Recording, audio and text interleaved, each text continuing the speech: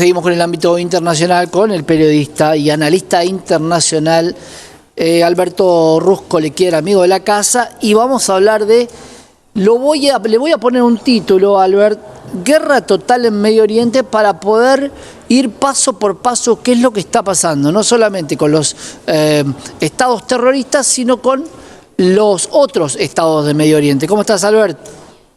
¿Qué tal, Santiago? Mucho gusto estar contigo nuevamente. Un placer. Es correcto. La verdad que la situación se está esperando de un momento a otro. No se sabe si en horas o en días o en cualquier momento. Irán va a provocar un ataque contra Israel porque acusa a Israel de haber matado a Ismail Haniyeh, que es el número 1 de Hamas, que estaba en Teherán. Recordemos que varios terroristas que fueron invitados por el régimen iraní para participar de la asunción oficial del presidente iraní que sucedió al fallecido Ebrahim Raisi. Lo concreto es que finalmente Ismail Haniyeh, no se sabe si fue por un misil que impactó, que vino de otro país, o por un explosivo que fue colocado con antelación en el lugar donde se alojaba, exactamente en el dormitorio, que provocó la muerte de este terrorista Haniyeh. La verdad es que incluso hasta estos momentos, unos minutitos antes, hay información que ya habían sido publicados objetivos que por lo menos Hezbollah dice o publicó, los objetivos que van a ser impactados o tratados de ser atacados en esta represalia iraní, utilizando por supuesto a Hezbollah, utilizando los hutíes, etcétera. Se habla, por ejemplo, del aeropuerto, se habla de estación de ferrocarril, pero Israel dice que si llegaran a ser atacados objetivos civiles dentro de Israel, la respuesta de Israel va a ser contundente y va a ir directamente contra los sitios donde están las facilidades nucleares, concretamente Natanz e Isfahan. Y a tal punto de que llegó un bombardeo de ultimísima generación norteamericana a la base militar aérea que tiene Estados Unidos en Qatar, Al-Eidad se llama esta base, que tiene capacidad de alojar hasta 10.000 soldados. Desde ahí incluso se utilizó esta base para la represalia que tuvo o la invasión que hizo Estados Unidos oportunamente en Irak. Concretamente este avión es portador de lo que se denomina una bombas especiales, que carga 2 bombas MOP, esa es la descripción técnica, que tienen una capacidad de destruir búnkeres, no importa la profundidad a la cual estos se encuentren, porque las facilidades nucleares que tiene Irán están, por supuesto, en lugares muy, pero muy profundos en las montañas. Lo concreto es que si eventualmente llegara a tener esta situación, veremos cómo responde. La verdad que, como yo digo un poco socorronamente, siempre Irán promete luchar hasta el último árabe, porque los iraníes no son árabes.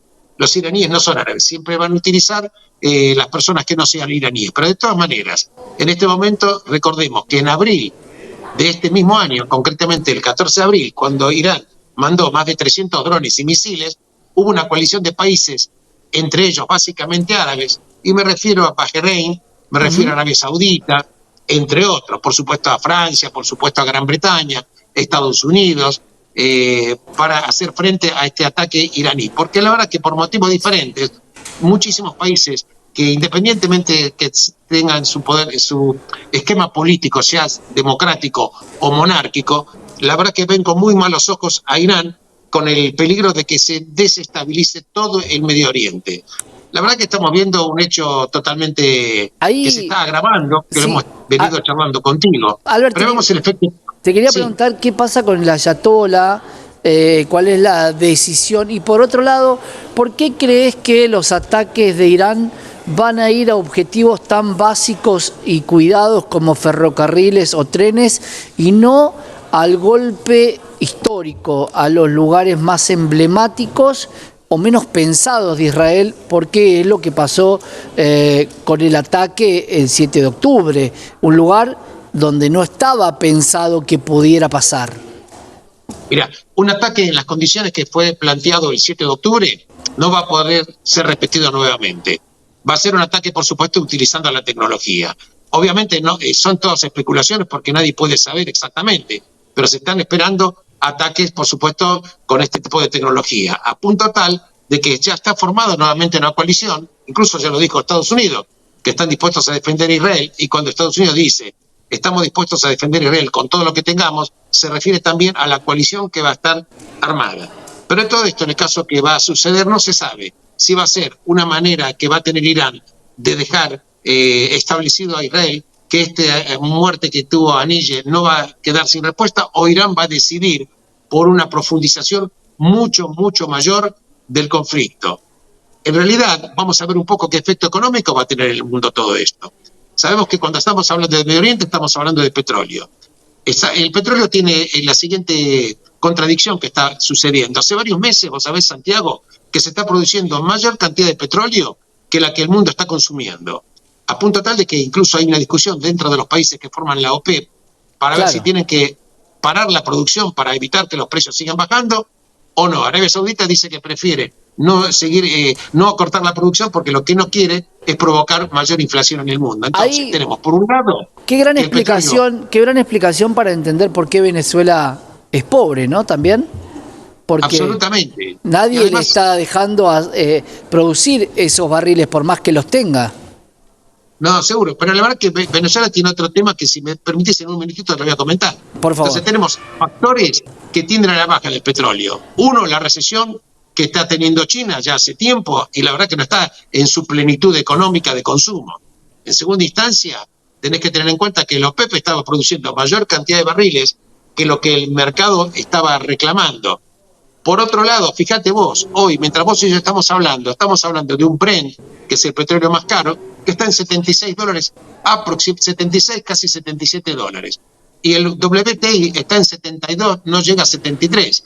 Quiere decir que viene con bajas ya casi, yo te diría, sistemáticas. Entonces, Argentina, ¿cómo estaría posicionado con respecto a esta situación mundial y el conflicto en Medio Oriente?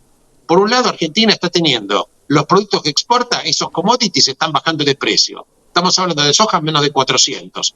Y que esto en realidad hace un año estábamos hablando arriba de $500 la tonelada. Esto lo está perjudicando. Si el precio del petróleo sigue bajando y los commodities que eventualmente esta matriz energética de Argentina hace que exporte algo de energía, también lo va a perjudicar, claro, porque los precios siguen bajas. Cantidad por precio, terminamos perjudicados en el precio de los commodities y el precio del petróleo. Absolutamente, porque lo que Argentina vende está pasando precios que están tendiendo absolutamente a la baja. Por supuesto que esto es lo que estamos viendo, lo que está sucediendo. Respecto al tema de Medio Oriente, yo creo que vamos a ver en los próximos tiempos, más allá de este ataque puntual que va a tener Irán, la verdad que Irán ya está en guerra con Israel, y esto hay que saberlo, esto hay que decirlo. Israel dice que no va a permitir absolutamente, no solo otro 7 de octubre, sino que va a seguir intensificando los operativos, tanto en el sur, Franja de Gaza. Se ha encontrado un túnel, ahora tiene 3 metros de altura, donde podía pasar prácticamente un vagón de ferrocarril que transportaba armamento desde Egipto hacia la Franja de Gaza por el corredor Filadelfia, y también dice que en el caso que llegue a ser un ataque sobre población civil que venga desde el Líbano, concretamente de Hezbollah, van a dejar a Hezbollah, y lo dijeron los generales del ejército israelí, que van a dejar al Líbano prácticamente como una playa de estacionamiento. Esto quiere decir de que, en definitiva, la verdad que esto nos abriría otro fuente de problemas, porque a nadie le conviene tampoco un Líbano totalmente destruido. Porque la pregunta es, ¿en manos de quién quedará el Líbano? Claro. Si prácticamente las fuerzas militares del Líbano tienen muchísimo poder de fuego que lo que tiene Hezbollah. Y vos me preguntaste en la última entrevista, Santiago, y voy a respondértela, ¿qué poder de fuego tiene Hezbollah? Te voy a dar cifras que ya están publicadas. Entre drones y misiles, no menos de 150.000. Cuando estábamos hablando de Hamas, estábamos hablando de 15 a 20.000. Quiere decir que tiene un poder de fuego de 8 a 10 veces superior al que tiene Hamas. La organización terrorista Hezbollah tiene un poder de fuego, y es el poder de fuego más grande del mundo, exceptuando un ejército de un país. Es la organización terrorista que tiene mayor cantidad y poder de fuego que otra organización. Entonces, cuando estamos hablando de Hezbollah, estamos hablando que que el mundo se está enfrentando a este tipo de terrorismo. No estamos hablando de algunas personas que están en una célula dispersa. Además, financiados por Irán, provistos por Irán, y la verdad que otro problema que está teniendo Irán, que todavía no se explica cómo pudo haber sido muerto Ismail Haniyeh. Claro. Irán tiene... La pregunta es, el Mossad, por supuesto que infiltró, porque vos no podés saber dónde estaba y se iba a hospedar esta persona, en qué momento, en qué horario y en qué lugar. Aparentemente lo volaron con un explosivo que estaba en la cama. La pregunta es, ¿fue infiltrado el cuerpo de la Guardia Revolucionaria? Claro. El tema es que en Irán el 52% de la población no son persas. Irán, si bien es un país persa, no son árabes, pero tiene un montón de hechos de multiculturales. Entonces esto le dificulta cada vez más el control respecto de sus propios servicios de inteligencia. ¿Fue infiltrado el cuerpo de la Guardia Revolucionaria? Sin duda. ¿Fue la primera vez? No fue la primera vez. En su momento Israel secuestró planos de las instalaciones nucleares donde estaban almacenados en Irán y los publicó el Mossad, mostrándole a Irán: pudimos llegar hasta los planes nucleares que ustedes tienen y esto es lo que estamos mostrando. El mundo, si vos le sumás problemas en Medio Oriente, lo que está sucediendo en Rusia, la recesión económica, la baja de los mercados, yo te diría, Santiago, que no estamos en el mejor de los mundos.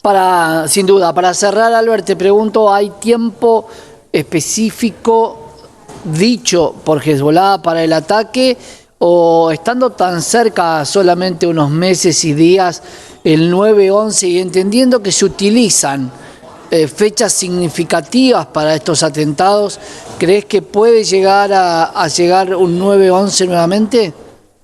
No creo. Creo que el tema, una de las fechas, me gusta tu pregunta porque hay una fecha que el calendario hebreo celebra la semana próxima, que es se llama el día 9 del mes de Av, donde se recuerda la destrucción de los dos templos de Jerusalén, tanto el primero como el segundo. El primero cuando fue destruido por los babilonios y el segundo por los romanos en el año 69 de la era común.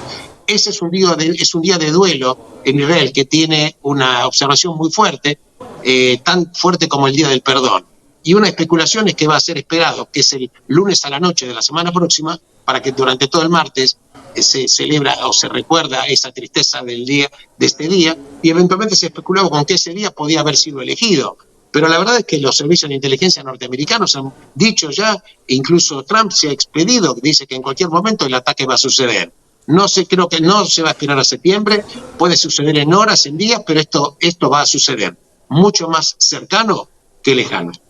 Gracias, Alberto, como siempre. Te mando un gran abrazo. Un abrazo enorme, Santiago, gracias.